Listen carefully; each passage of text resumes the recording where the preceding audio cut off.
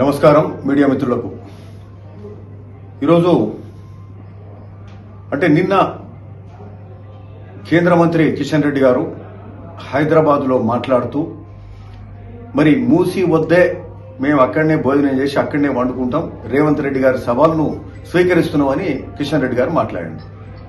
రేవంత్ రెడ్డి గారు మా ముఖ్యమంత్రి గారి సవాల్ ఏంటంటే 3 నెలలు మీరు మూసి నది పరివాహకంలో అక్కడనే ఉండండి, అక్కడ ఉండి అక్కడ ఉండగలుగుతామని మీరు చెప్తే, మీరు మంచిగా సంతోషంగా ఉన్నారని చెప్పగలిగితే, మా ముఖ్యమంత్రి గారు ఏమన్నారు, సరే మీరంతా మంచిగానే ఉన్నారు కాబట్టి ప్రధాన ప్రతిపక్షాలు చెప్తున్నాయి కాబట్టి మేము మూసి ఓకే ప్రక్షాళన పునరుజ్జీవ కార్యక్రమం చేయాల్సిన అవసరం లేదు అనేది నిర్ణయం తీసుకుందాం అని కూడా ముఖ్యమంత్రి రేవంత్ రెడ్డి గారు అన్నారు. కానీ సవాలు 3 నెలలు అంటే మీరేం చేస్తున్నారు, మీరు ఒక్కరోజు ఆడనే భోజనం చేసి ఆడనే వండుకుంటామన్నారు. అంటే ఒక్కరోజు కాదు కిషన్ రెడ్డి గారు, మా సవాలు 3 నెలలు అక్కడనే ఉండాలనేది మా సవాల్. సరే, ఇప్పుడు ఇది సవాళ్ళకు సంబంధించింది కాదు, ఇది ఈ ప్రాంత ప్రజలది.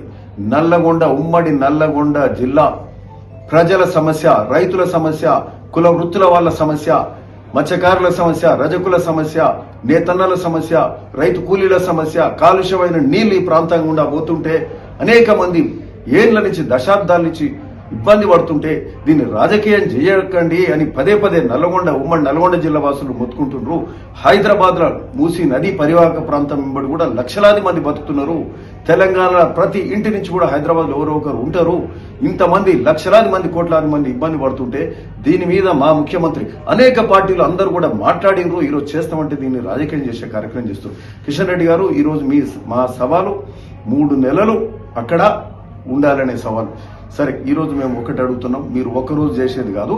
ఇంకొకటి ఏంటంటే, మీరు ఇంకొక మాట ఏం మాట్లాడుతున్నారు, మీరు ఈ మూసి ఇండ్లను కూలగొట్టి మూసి ప్రక్షాళన చేయాల్సింది అవసరం లేదు అని మీరు మాట్లాడుతున్నారు. ఇండ్లు కూలగొట్టొద్దు అని మీరు అంటున్నారు. ఇక్కడ ఇండ్లు కూలగొట్టే కార్యక్రమం కాదు, పునరావాసం కల్పించి ఆ తర్వాతనే మూసి పునరుజ్జీవ కార్యక్రమం చేస్తాము. మీకు ఒక్కటి అడుగుతున్నాం, సవాల్ విసురుతున్నాము మేము. కిషన్ రెడ్డి గారు, ఈ రోజు ఇదే సబర్మతి దగ్గర ఈ ఒక్క ఇల్లు తీయకుండా ఆడ ప్రక్షాళన జరిగిందా? ఆడ కూడా 40,000 ఇండ్ల వరకు తీసిరు కదా, అక్కడ వేలాది ఇండ్లు అక్కడ తీసిరు కదా, తీసి వాళ్ళకు కూడా పునరావాసం కల్పించారు. మరి అక్కడ చేసినప్పుడు ఇక్కడ కూడా అట్లా అదే పద్ధతిలో చేయాల్సింది కదా. ఇన్లే తీయకుండా ఎట్లా ప్రక్షాళన చేస్తుంది? ఆ మురికి కంపుల ఆ పొల్యూషన్ మయమైనటువంటి కాలుష్యమైనటువంటి పరిస్థితులల్లా ఆ ప్రజలు ఎందుకు బతకాలి? వాళ్ళు రోగాల బారిన ఎందుకు పడాలి? అట్లాంటి పరిస్థితి మరి ఈ ప్రాంత ప్రజలకు అవసరమా? ఈరోజు సబర్మతిలో చేసినారు మీరు. కిషన్ రెడ్డి గారు, మీకు ఒకటే సవాల్ విసురుతున్నాం మేము. ఈరోజు మీరు ఇక్కడ కాదు పడుకునేది, మీరు ఢిల్లీకి పోయి మోడీ దగ్గర అక్కడ పడుకోండి, అక్కడ మాట్లాడండి, ఆడ పడిగాపులు పడండి, అక్కడ మోడీ దగ్గర మాట్లాడండి. సబర్మతి చేస్తువి మరి మేమేం పాపం చేసినాం, మాకెందుకు చేయరని అడగండి. సబర్మతి కంటే ఎక్కువ కాలుష్యమైంది కదా మూసినది. సబర్మతి ఎన్ని కిలోమీటర్లు? ఈడ 55 కిలోమీటర్లు హైదరాబాద్ కూడానే పోతుంది. ఉమ్మడి నల్గొండలో ఇంకో 150 కిలోమీటర్లు పోతుంది. అటు వికారాబాద్ దిక్కు ఇంకో 50 కిలోమీటర్లు పోతుంది. మరి ఇంత పెద్ద మూసినది మరి దీన్ని ప్రక్షాళన చేయాల్సిన అవసరం లేదా? ఇది నమామి గంగా కింద చేస్తారు కదా. మీరు కేంద్ర మంత్రిగా ఉన్నారు, 2 సార్లు కేంద్ర మంత్రి అయ్యారు, ఎన్నోసార్లు హైదరాబాద్ లో గెలిపించారు. అంటే అంబర్పేట వాసులు కానీ హిమాయత్ నగర్లు కానీ మీరు గెలిపించారు. సికింద్రాబాద్ నుంచి పార్లమెంట్ అనుకుంటారు. మరి మీకు ఏమైనా కృతజ్ఞత ఉండి ఏమైనా ఉంటే మీరు మూసి ప్రక్షాళనలో మీ వంతు అంటే ఎట్లుండాలంటే కన్స్ట్రక్టివ్ క్రిటిసిజం ఉండాలి, నిర్మాణాత్మకమైన విమర్శలు ఉండాలి. తప్పితే ప్రతిపక్షం కాబట్టి మేము ప్రతిదీ ప్రశ్నిస్తాం అనేది కాదు.